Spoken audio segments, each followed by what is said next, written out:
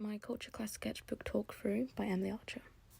The page has a load of documents on my brief and my checklist, just so that if I ever need to go back to know where I need to be at the time, I just go to the front of my book and it's right there for me. On the page next to it, I've got my title page of Culture Clash, which is just in big writing just to get the point across. This page just has a big map on it, just because culture is all about the world and around the world and different cultures from around the world. And then if you open it up, it's just got a bit about all them different cultures and how unique and versatile they can all be. Culture. This page has a few dictionary definitions of culture along with what culture is and cultural significance. On the next page, we've got Japan as my title page, as that's the culture that I've decided that I wanted to do for this project. This page has Japan's history and a little bit about how we got to where we are today in Japan. So it starts all the way back in 100 BC and goes all the way up to today with just some main events that's happened throughout time. I included a history of fashion for Japan and how throughout the years Western culture has impacted Japan and changed its fashion. This page is all about the architecture of Japan, which is a big aspect for it, as architecture is very unique in Japan and Asian culture, especially with Japanese temples and homes, as they're all very unique. This page is about Bryce Cameron Liston. The Liston isn't there, unfortunately, but I was really inspired by Bryce Cameron Liston as his art is very realistic, but it's also got an abstract element to it, which I find very beautiful. Then this is a page on Azumi Obake. I definitely said that wrong, but I couldn't find any specific artists for traditional paintings that are to do with folklore. So I did a whole altogether folklore artist research, which is all about what folklore is and this art about it. This is Yayoi Kusama. I cannot pronounce things, I'm really sorry. And at the time I wasn't sure if I wanted to do something abstract or not.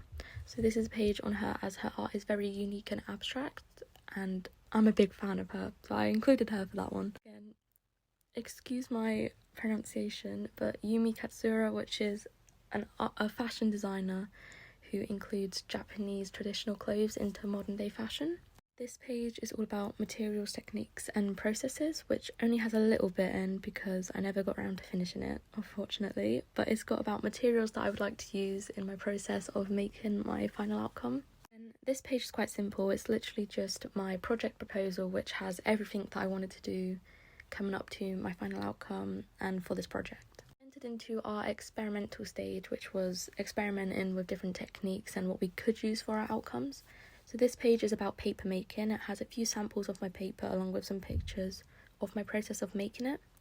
Then on the next page we have my silk painting page. Silk painting was one of my favourite ones that I tried out, and on the left hand side we have a little bit about the history of silk painting, and on the right hand we have my process and my experience with making my silk paintings.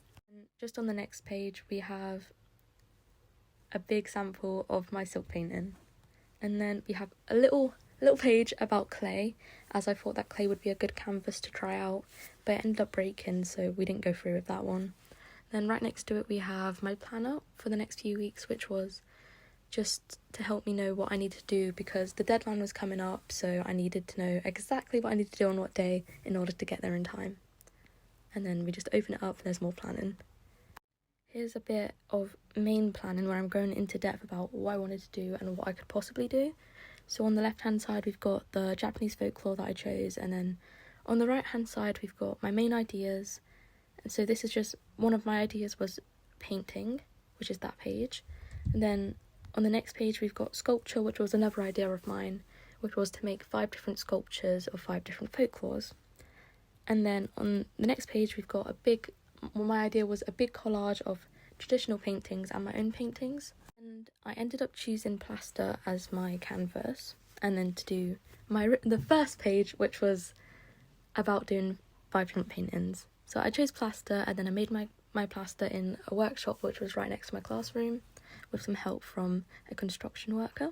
After I got all my canvases ready, I started going into depth about what I actually wanted to do. So here's a page about the kappa, which was one of the folklore that I chose, and then right next to that is a sketch of my design for my painting.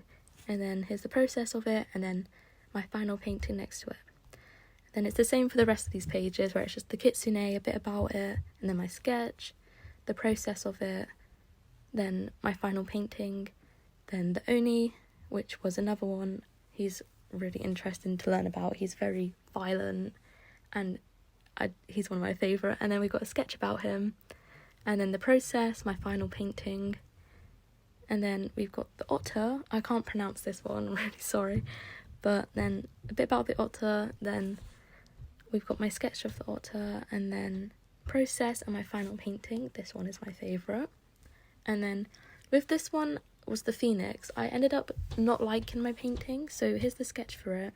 And then in the end I ended up deciding that it didn't fit with the rest of my paintings, so I ended up not keeping this one for my final project. Point I had my review, so this is where my teacher just told me about what I needed to catch up on in order to pass. So that was quite useful to have there, knowing what I needed to do.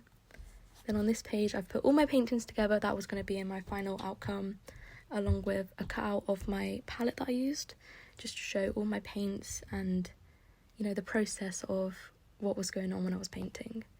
Then here's a little page about my exhibition and the final outcome.